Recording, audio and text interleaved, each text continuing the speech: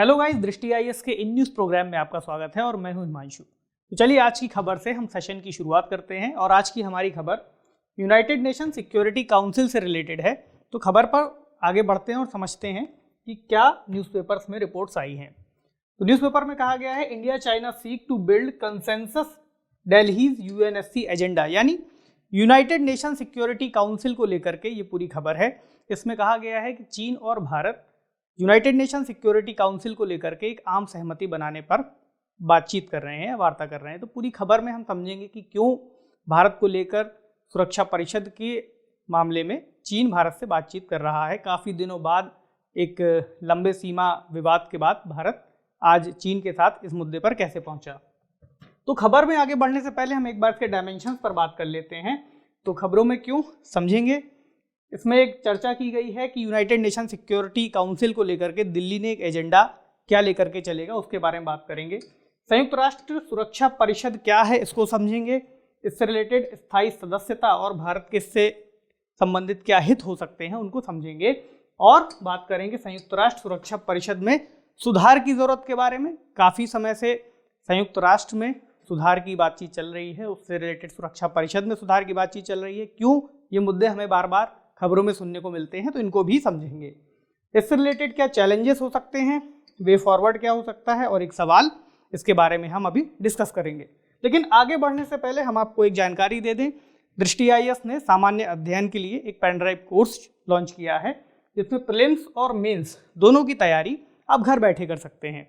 तो इसके संबंध में अधिक जानकारी के लिए आप दिए गए नंबर पर कॉल करिए और पूरे कोर्स के बारे में जानकारी लीजिए। तो बढ़ते हैं अपनी खबर की तरफ और समझते हैं मामला क्या है। तो भारत और चीन के बीच यूनाइटेड नेशन सिक्योरिटी काउंसिल के एजेंडे पर महत्वपूर्ण बातचीत शुरू हो चुकी है। क्यों हो चुकी है? क्योंकि संयुक्त राष्ट्र सुरक्षा परिषद के लिए भारत की क्या प्राथमिकताएं होंगी, इस मुद्दे पर डिस्कशन किया जाना है इस पूरी बातचीत के दौरान। तो भारत सुरक्षा परिषद के मामले में चीन के साथ डिस्कशन कर रहा है या फिर अन्य जो मेंबर्स हैं सुरक्षा परिषद के, उनके साथ डिस्कशन होगा। तो क्यों होगा, इसको समझते हैं हम खबर में। दिल्ली एजेंडे की भी बात एक अभी हमने आपसे डिस्कस की थी कि क्यों दिल्ली एजेंडा, यानी कि भारत, देखिए कंफ्यूज नहीं होना है, पूरी खबर में पूरा मामला ये है कि भारत पिछले कुछ दिनों पहले सिक्योरिटी काउंसिल का गैर स्थायी सदस्य चुना गया है और जनवरी 2021 से उसका कार्यकाल प्रारंभ हो रहा है।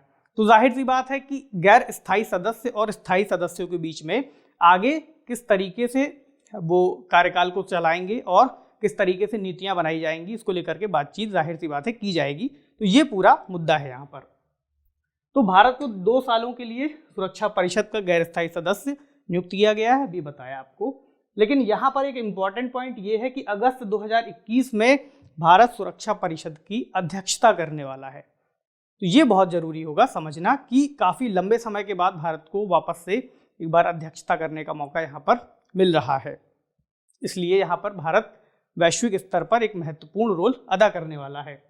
अगर हम बात करें कि भारत संयुक्त राष्ट्र सुरक्षा परिषद में किस तरह की प्राथमिकताओं को लेकर के चलेगा, तो अभी जो चुनाव हुआ था उसमें भारत ने अपने घोषणा पत्र में कुछ बातें कही थी। तो इसमें भारत ने बताया था कि भारत वैश्विक आतंकवाद के लिए एक प्रभावी प्रतिक्रिया तैयार करने पर मुख्य फोकस रखेगा, यानी वैश्विक आतंकवाद का मुद्दा भारत के लिए सबसे ज़्यादा प्रमुख होने वाला है।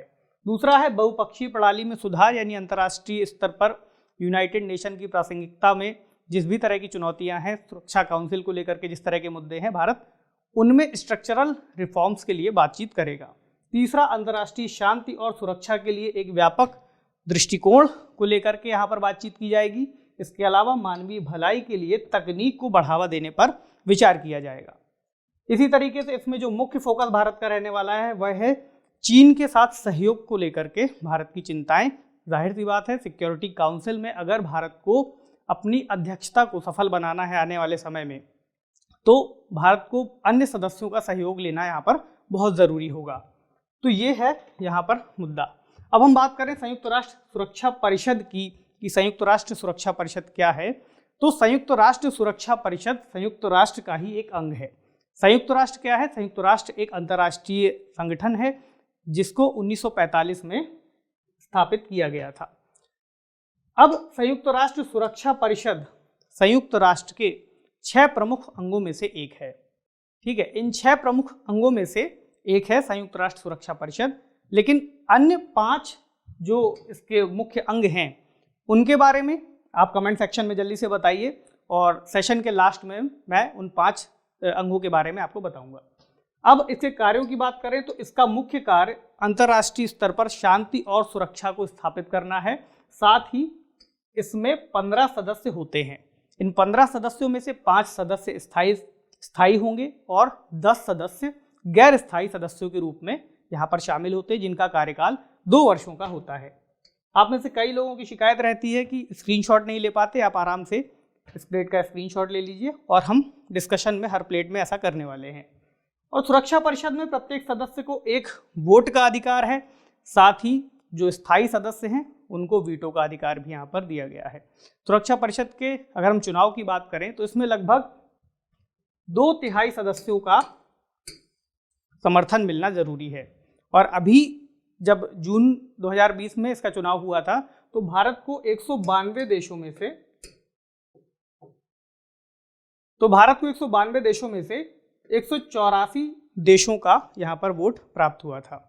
2/3 से ठीक ठाक बहुमत भारत को लगभग प्राप्त हुआ है। अब बात करें हम स्थायी सदस्यों के वीटो के अधिकार की, तो ये अपने आप में संयुक्त राष्ट्र सुरक्षा परिषद को लेकर के हमेशा एक विवाद का मुद्दा बना रहता है कि इन 5 सदस्यों को ही वही वीटो का अधिकार क्यों मिलता है। ये बड़ी चुनौती के रूप में सामने आता है। और काउंसिल की अध्यक्षता जो भारत को दी गई है उसका कार्यकाल 1 महीने का होगा। आपको बता दें कि संयुक्त राष्ट्र सुरक्षा परिषद में अगर गैर स्थायी सदस्यों को मिला करके ये कार्यकाल दिया जाता है तो इसमें 1 महीने का कार्यकाल होता है, और मेंबर्स कंट्रीज के नाम के अकॉर्डिंग अल्फ़ाबेटिकली उन्हें ऑर्डर में ये अध्यक्षता का मौका दिया जाता है। ठीक है, अब हम समझते हैं एक इमेज के जरिए इस पूरे स्ट्रक्चर को। तो ये हम रेड में देख रहे हैं, ये 5 सीट्स हैं परमानेंट मेंबर्स की, और बाकी की 10 सीट्स यहाँ पर हैं गैर परमानेंट मेंबर या गैर स्थायी सदस्यों की। तो परमानेंट मेंबर्स की बात करें तो इसमें शामिल है चीन, फ्रांस, ब्रिटेन, रूस और अमेरिका। वहीं गैर स्थायी सदस्य हर 2 साल बाद, मतलब 2 साल के लिए इनका कार्यकाल होता है, 2 साल बाद ये बदलते रहते हैं। अब यहाँ पर एक जो चैलेंज है वो ये है कि यूनाइटेड नेशन सिक्योरिटी काउंसिल जो है वो अपने आप में बहुत इंपॉर्टेंट रोल अदा करता है यूनाइटेड नेशंस के पूरे स्ट्रक्चर में। कैसे?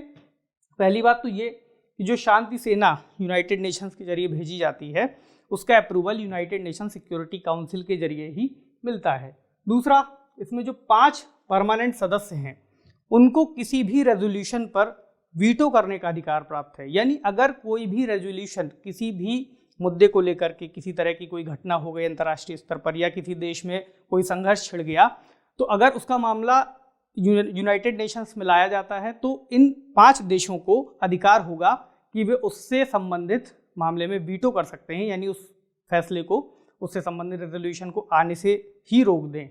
ठीक है, अगला होगा कि इसमें जो ड्राफ्ट रेजोल्यूशन है, जो ड्राफ्ट वहाँ पर अप्रूव किया जाना है, किसी देश के स्तर पर अगर कोई विवाद छिड़ता है उससे संबंधित कोई ड्राफ्ट आता है या कोई नई पॉलिसी यहाँ पर यूनाइटेड नेशन के जरिए आगे बढ़ाई जाती है, तो उसमें ड्राफ्ट को इन 5 सदस्यों की मंजूरी मिलना तो जरूरी है। मंजूरी इस आधार पर कि इन्होंने उसमें वीटो ना किया हो।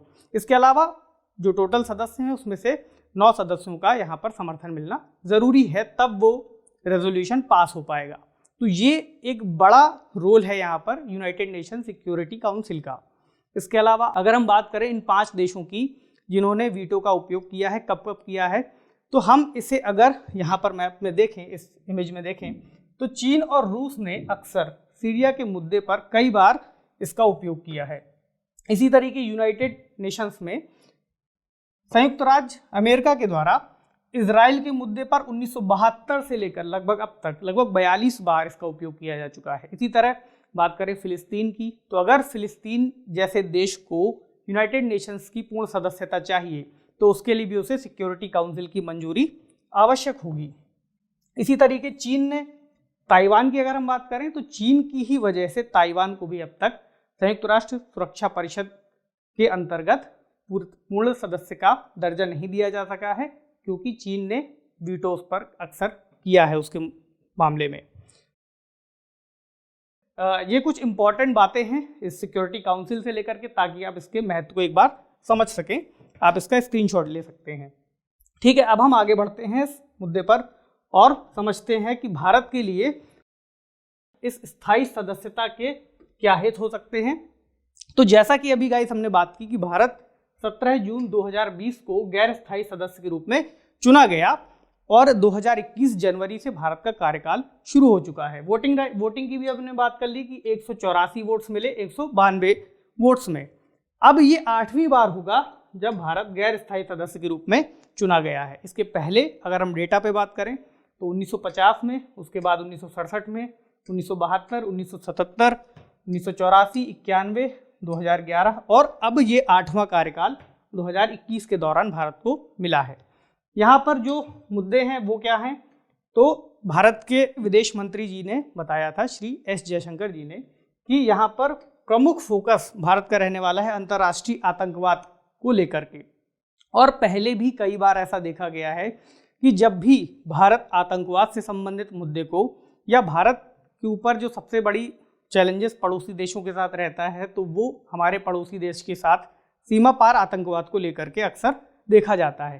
भारत जब भी इन मुद्दों को लेकर के सिक्योरिटी काउंसिल या फिर यूनाइटेड नेशंस में लेकर के जाता है तो उसमें एक आम राय बना पाना बहुत मुश्किल होता है। तो भारत के लिए अंतर्राष्ट्रीय स्तर पर इस समय अंतर्राष्ट्रीय आतंकवाद को एड्रेस करना एक प्रमुख मुद्दा रहेगा। और उन्होंने कहा भी है कि इसके लिए मजबूत और परिणाम उन्मुख यानी कि एक तरीके से कोशिश करेंगे कि जो भी मुद्दा लाया जाए उसका एक उपयुक्त समाधान निकाला जाए, उसको एड्रेस किया जाए। कार्रवाई के लिए सुरक्षा परिषद का समर्थन हासिल करना ये एक प्रयास रहेगा भारत का। इसके अलावा उन्होंने पारदर्शिता की बात की है कि यूनाइटेड नेशंस में सिक्योरिटी काउंसिल्स के जो भी डिसीजंस हैं, जो भी उससे संबंधित समितियां बनाई जाती हैं, उनके कार्य में पारदर्शिता बनी रहे। एक अहम मुद्दा स्थायी सदस्यता का तो है ही, 5 सदस्य स्थायी हैं और भारत अभी भी गैर स्थायी सदस्य के रूप में अभी शामिल है, या आने वाले वर्षों में जब भी शामिल होता है तो गैर स्थायी सदस्य के रूप में होता है। तो स्थायी सदस्यता पाना भारत के लिए यहाँ पर एक इम्पॉर्टेंट मुद्दा है। इसके अलावा अगर बात करें संयुक्त राष्ट्र की प्रासंगिकता के बारे में, तो इसकी प्रासंगिकता और विश्वसनीयता होने के लिए सुरक्षा परिषद की अक्सर आलोचना देखने को मिलती है। वैश्विक स्तर पर लोग सवाल खड़े करते हैं कि आज के समय में संयुक्त राष्ट्र की जो सुरक्षा परिषद है वह 1945 के दौरान अगर संयुक्त राष्ट्र का गठन हुआ तो आज के समय में भी पुराने स्ट्रक्चर के साथ काम करना संयुक्त राष्ट्र के लिए चुनौती भरा हो सकता है, क्योंकि आज के दौर में परिस्थितियां बदली हैं, तकनीक बदली है और देशों की स्थितियां भी बदली हैं। तो यहाँ पर एक बड़े रिफॉर्म की आवश्यकता है और ऐसा कई देशों का मानना है। खासकर इसमें G4 कंट्रीज बढ़ करके सामने आते हैं। बात करते हैं अभी G4 कंट्रीज में कौन कौन से देश हैं। ठीक है, और इसके अलावा संयुक्त राष्ट्र के साथ भारत के ऐतिहासिक संबंध भारत के लिए स्थायी सीट की सदस्यता के दावे को मजबूत करते हैं। भारत इसका एक फाउंडिंग मेंबर भी माना जाता है। तो ऐसे में ये सारे पॉइंट्स कहते हैं कि भारत को इसकी स्थायी सदस्यता मिलनी चाहिए। इसके अलावा अगर हम बात करें पीस कीपिंग फोर्स की, तो पिछले 70 सालों में भारत से लगभग 2 लाख से ज़्यादा शांति सैनिकों की संयुक्त राष्ट्र सुरक्षा परिषद के जरिए सेवा पूरे विश्व को दी जा चुकी है। इसमें आर्म्ड फोर्स के जवान, पुलिस के जवान और भी सुरक्षा से जुड़े अन्य लोगों को इसमें भेजा जाता है भारत की तरफ से। तो भारत जब इतने सालों से इसके साथ जुड़ा हुआ है तो ये भारत के दावों को मजबूत करता है। इसके अलावा भारत आर्थिक स्तर पर भी एक वैश्विक शक्ति बनने की कगार पर पहुंच ही रहा है, क्योंकि भारत लगभग सबसे बड़ी अर्थव्यवस्था के रूप में, इसके पिछले साल हमने देखा भी कि भारत 5वीं सबसे बड़ी अर्थव्यवस्था के रूप में सामने आया। भारत सबसे बड़ा लोकतंत्र भी वैश्विक स्तर पर कहा जाता है और भारत में विश्व की दूसरी सबसे बड़ी जनसंख्या निवास करती है। चीन के बाद भारत में विश्व की सबसे ज़्यादा जनसंख्या मौजूद है। तो ये कुछ मुद्दे हैं। इसके अलावा बात करें चैलेंजेस की मतलब इस वक्त क्या भारत के हित किस तरीके से होंगे, तो भारत के लिए परमाणु शक्ति संपन्न राष्ट्र की स्थिति हासिल करना यानी न्यूक्लियर वेपन स्टेट बनना बहुत ज़रूरी होगा। अभी NPT पर भारत ने साइन नहीं किया है, यानी NPT यानी नॉन प्रोलिफरेशन ट्रीटी, परमाणु अप्रसार संधि, जिसकी वजह से भारत के परमाणु ऊर्जा कार्यक्रम को काफ़ी ज़्यादा नुकसान पहुंचता है या फिर उसको बढ़ावा मिलने के लिए यानी उसको वैश्विक स्तर पर तकनीक प्राप्त करने में भी समस्या आती है। ठीक है, एनपीटी कब साइन की गई थी इसके बारे में बताइए, मैं आपको बता देता हूँ। एनपीटी यानी नॉन प्रोलिफरेशन ट्रीटी 1968 में साइन की गई थी और मार्च 1970 में लागू हुई थी। अब भारत का परमाणु कार्यक्रम ही 1974 में भारत ने पहला परमाणु परीक्षण किया, तो जाहिर सी बात है कि 1968 के समय जिन देशों ने परमाणु शक्ति हासिल कर ली थी उनको न्यूक्लियर पावर स्टेट माना गया और भारत को आज ये दर्जा नहीं दिया जाता है। चूंकि परमाणु अप्रसार संधि गैर परमाणु शक्ति संपन्न राष्ट्रों के लिए यहाँ पर एक तरीके से बैन लगाती है या फिर उनके लिए परमाणु ऊर्जा का इस्तेमाल करने की एक सीमा तय करती है, तो ये भारत के लिए एक चुनौती बनती है। तो भारत अपना पक्ष संयुक्त राष्ट्र में यही रखता है कि भाई अगर 1968 के पहले जिन देशों ने साइन कर लिया और 1968 के बाद जिन देशों ने साइन किया, तो ये कहीं ना कहीं किस आधार पर तय किया गया है, तो इसमें ये एक बड़ा मामला है जो भारत संयुक्त राष्ट्र के सामने रखता है। इसके अलावा भारत की अंतर्राष्ट्रीय प्रोफाइल और क्षमताएं, जैसे भारत कई देशों को सहयोग करता है, भारत वैश्विक स्तर पर सकारात्मक रूप से कार्य करता है, भारत की वैश्विक चिंताएं कई देशों के साथ जुड़ती हैं, भारत के कई देशों के साथ सकारात्मक संबंध है, भारत आगे बढ़कर विश्व शांति के लिए प्रयास करता है। तो ये सारे भारत के दावे हैं जो भारत को स्थायी सीट की सदस्यता के लिए यहाँ पर मजबूती प्रदान करते हैं। हमने बात की थी G4 देशों की, तो भारत को G4 देशों के समर्थन की यहाँ पर आवश्यकता है, प्लस एक पूरा ग्रुप है G4 देशों का जो यहाँ पर भारत को समर्थन करता है, भारत भी उसका सदस्य है। इन देशों में शामिल देशों की बात करें तो इसमें शामिल है ब्राजील, भारत, जापान और जर्मनी। ये चारों देश मिलकर के संयुक्त राष्ट्र सुरक्षा परिषद की स्थायी सीटों को बढ़ाने की बात करते हैं, या स्थायी सीटों की बात ना भी करें तो सभी सीटों में बात है कि इनको बढ़ाया जाए, या फिर जो वीटो का अधिकार सिर्फ 5 देशों को दिया हुआ है या तो वो खत्म किया जाए या फिर अन्य भी देशों को यह अधिकार दिया जाए। तो इस तरीके से यहाँ पर इनके मुद्दे हैं। इसके अलावा यहाँ पर एक इम्पॉर्टेंट पॉइंट ये होगा कि महाशक्तियों के दबाव से भारत के हितों की रक्षा करना भी यहाँ पर जुड़ता है भारत के हितों के लिए। तो अब बात करें अगर हम सुरक्षा परिषद में सुधार की जरूरत क्यों है, तो सबसे पहला तो यही कि यूनाइटेड नेशंस सिक्योरिटी काउंसिल के निर्णय सदस्य देशों पर बाध्यकारी हैं।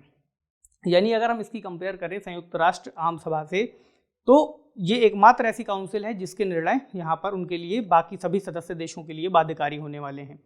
तो ये एक बहुत बड़ा चैलेंज है सभी महाद्वीपों क्षेत्रों के प्रतिनिधित्व के लिए। कैसे?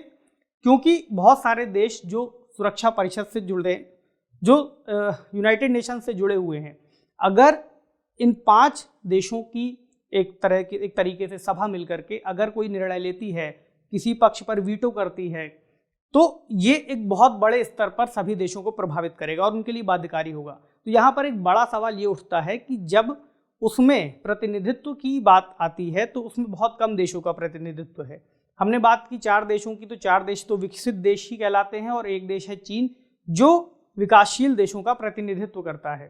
तो उसमें बड़ा सवाल यह है कि फिर अफ्रीका का प्रतिनिधित्व कहाँ गया, दक्षिण अमेरिका का प्रतिनिधित्व कहाँ गया। तो एक बड़ा फैसला है, तो उसमें सभी का प्रतिनिधित्व सुनिश्चित होना चाहिए। ये सुधार के लिए सबसे बड़ा सवाल है। दूसरा, सुरक्षा परिषद की मौजूदा संरचना विकसित देशों के पक्ष में झुकी हुई दिखाई देती है। अभी हमने डिस्कस किया कि 4 देश विकसित हैं, वे ही अगर सभी देशों के लिए फैसले लेंगे तो विकसित देशों के फैसले विकासशील देशों पर कहीं बोझ के रूप में ना दिखाई दें। इसके अलावा विकासशील देशों का प्रतिनिधित्व और अल्प विकसित देशों का प्रतिनिधित्व यहाँ पर मैटर करता है। अफ्रीका की अगर हम बात करें, अफ्रीका में बहुत सारे कंट्रीज आज डेवलपिंग हैं या फिर उससे भी नीचे हैं, तो अफ्रीका की यहाँ पर हिस्सेदारी होनी बहुत ज़रूरी है। आप अगर संयुक्त राष्ट्र के कई फैसलों और कई फाइल्सों को उठाकर देखें तो लगभग 60% मामले अफ्रीकी देशों से संबंधित हमें मिलते हैं। ऐसे में अफ्रीका का भी या अन्य देशों का प्रतिनिधित्व होना बहुत ज़रूरी है। एक जो मामला बनता है वह है वीटो की शक्ति का दुरुपयोग। अभी हमने पीछे कुछ उदाहरणों के मामले में देखा जहां सीरिया या फिर इजराइल या फिर फिलिस्तीन, इस तरीके के मामलों में किस तरीके से वीटो का उपयोग किया जाता है। अक्सर पाकिस्तान के मामले में भी जब भारत कोई पक्ष उठाता है या कोई बात रखता है तो चीन का वहाँ पर विरोध देखने को मिलता है। तो ये कुछ मुद्दे हैं। तो ऐसे में प्रासंगिकता बनाए रखने के लिए सुधारों की आवश्यकता है। ठीक है, अब हम आगे बढ़ के समझते हैं इसमें चैलेंजेस क्या आने वाले हैं। सबसे पहला तो यही कि जिन देशों को यहाँ पर वीटो की शक्ति प्राप्त है वे अपने अधिकारों को छोड़ना नहीं चाहते। इन 5 देशों की बात हो रही है जो स्थायी सदस्य हैं, तो इनका वर्चस्व है। अगर कल के दिन यहाँ पर कोई ऐसा प्रस्ताव आता है कि इन सदस्यों के वीटो के अधिकार को क्या हटाया जाए, तो सबसे पहला वीटो तो इन्हीं का होगा कि नहीं हटाना चाहिए। ठीक है। दूसरा भारत के लिए चैलेंज है एनपीटी का हस्ताक्षरकर्ता ना होना। हमने अभी बात की, एनपीटी पर हस्ताक्षर ना करने की वजह से भारत को परमाणु तकनीक के नए नए अवसरों से वंचित होना पड़ता है। भारत के ऊपर अपनी सीमाएं हैं, अपनी तरह की खुद की तकनीक विकसित करना, तो ये बहुत सारे चैलेंजेस हैं। इसके अलावा अगर हम बात करें अंतरिक्ष मिशनों की, तो उसके लिए यहाँ पर परमाणु ऊर्जा की बहुत ज़्यादा आवश्यकता है। ऊर्जा स्तर पर सुरक्षा प्राप्त करने के लिए परमाणु ऊर्जा एक अपने आप में बड़ा विकल्प हो सकता है।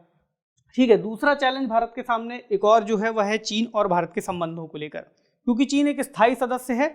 ऐसे में भारत के संबंध चीन से अक्सर सीमा विवाद के कारण खराब होते हुए दिखते हैं और चीन इसका भारत को वहां पर नुकसान पहुंचाता है। अगला, भारत के कई सामाजिक आर्थिक संकेतकों में खराब प्रदर्शन आना। हमने कई रिपोर्ट्स में देखा कि ये जो रिपोर्ट्स आती है उसमें भारत का सामाजिक और आर्थिक स्तर पर, यानी जो रिपोर्ट्स में मामले आते हैं उसमें खराब स्थिति ये दर्शाती है कि भारत वैश्विक स्थिति के दावे जो करता है उसमें कहीं ना कहीं कोई कमी है। इसके अलावा G4 के जो अन्य सदस्य देश हैं उनकी दावेदारी यहाँ पर यह प्रश्न खड़ा करती है कि क्या भारत को अकेला वहाँ पर सदस्य बनाना, स्थायी सदस्यता दी जानी चाहिए, या इन सदस्य देशों के इन अन्य देशों को भी उसकी सदस्यता दी जानी चाहिए। तो ये ओवरऑल एक भारत के दावे को अलग से यहाँ पर विरोधाभासी प्रतीत होता है कि किस तरीके से इस पक्ष को एड्रेस किया जाए। इसी तरीके से भारत की सैन्य आवश्यकताओं के लिए हथियारों के आयात पर निर्भरता भारत के वैश्विक शक्ति होने के दावे को यहाँ पर कमजोर करती है। ठीक है, आप स्क्रीनशॉट ले सकते हैं आसानी से। ये थे इसके चैलेंजेस। हम बात करते वे फॉरवर्ड की, यानी आगे की राह, किस तरीके से इस मुद्दे को एड्रेस किया जाए। ठीक है, तो इसमें एक जो पॉइंट है वो तो यही कि भारत का नया कार्यकाल उद्देश्यपूर्ण हो और व्यावहारिक हो। यानी भारत ने जिन चीज़ों की यहाँ पर बात की है, जिन चीज़ों को अपने घोषणा पत्र में शामिल किया था, भारत प्रयास करे कि उन चीज़ों को व्यावहारिकता में भी लाया जा सके और अन्य जो सदस्य देश हैं उनकी मदद के साथ। दूसरा, भारत के लिए जो इस वक्त का बड़ा चैलेंज है वो ये है कि भारत को अपनी अर्थव्यवस्था को मजबूत बनाना होगा ताकि वापस से भारत एक तेज गति से बढ़ती हुई अर्थव्यवस्था के रूप में दिखाई दे और एक वैश्विक शक्ति के रूप में भारत के दावे को मजबूती मिल सके। ठीक है, चीन के साथ संबंधों को सुधार करना बेहद ज़रूरी होगा। अगर भारत एक वैश्विक शक्ति के रूप में सामने आना चाहता है तो भारत का उसके पड़ोसी देशों के साथ संबंध बेहतर हो, ये बहुत ज़रूरी होगा। अगर कोई नेता अगर अपने ही क्षेत्र में अपने ही लोगों का समर्थन प्राप्त नहीं करता है तो वह वैश्विक स्तर पर या राष्ट्रीय स्तर पर कैसे अपने आप को रिप्रेजेंट कर पाएगा। तो ये भारत के सामने एक चैलेंज है, तो इस पर विचार करना होगा। वही पारंपरिक सहयोगी के साथ भी रिश्तों को मजबूत करना होगा। नेपाल है, भूटान है, बांग्लादेश है, श्रीलंका है, जो भी पड़ोसी देश हैं, म्यांमार है, उनके साथ भारत को अपने संबंधों को फिर से देखना होगा ताकि वे देश मिलकर के भारत के दावों का समर्थन कर सकें। ठीक है, इसके अलावा G4 देशों के साथ सामंजस्य और मजबूती से अपना पक्ष रखना, यानी सभी देश मिलकर के एक निर्णय लें और सुरक्षा परिषद में अपनी बात को सामने रखें। ठीक है, तो ये आज का टॉपिक है। इसके बाद हम इससे रिलेटेड एक सवाल को देखते हैं और डिस्कस करते हैं कि कैसे एक सवाल बन सकता है अगर सुरक्षा परिषद से लेकर के, तो कैसे आप उसका आंसर देते हैं। ठीक है, मैं सवाल पढ़ देता हूं आपके लिए। बदलते वैश्विक परिदृश्य में संयुक्त राष्ट्र सुरक्षा परिषद की गैर स्थायी सदस्यता किस तरह से भारत के हितों को पूरा कर सकती है। ठीक है, विश्लेषण कीजिए। इसको आपको 250 शब्दों में इसका उत्तर देना है। पूरा कर सकती है तो इसका उत्तर आप कमेंट सेक्शन में दीजिए। मेंस के लेवल पर इस उत्तर को आप लिखेंगे। तो मैंने बीच में आपसे पूछा था संयुक्त राष्ट्र के अन्य अंगों के बारे में, तो एक तो सुरक्षा परिषद है ही, बाकी के मैं आपको बता देता हूं। इसमें पहली है महासभा, संयुक्त राष्ट्र की जनरल असेंबली। दूसरी है आर्थिक एवं सामाजिक परिषद। तीसरी है सेक्रेटेरिएट। चौथी है अंतर्राष्ट्रीय न्यायालय और पांचवी है ट्रस्टीशिप काउंसिल। ठीक है, इन संस्थाओं के बारे में पढ़िए और समझिए कि कैसे ये अपना फंक्शन करती हैं। तो गाइज, ये था आज का हमारा टॉपिक। आपसे मिलेंगे अगले टॉपिक में जल्द ही। तब तक के लिए पढ़ते रहिए, सेफ रहिए। शुक्रिया।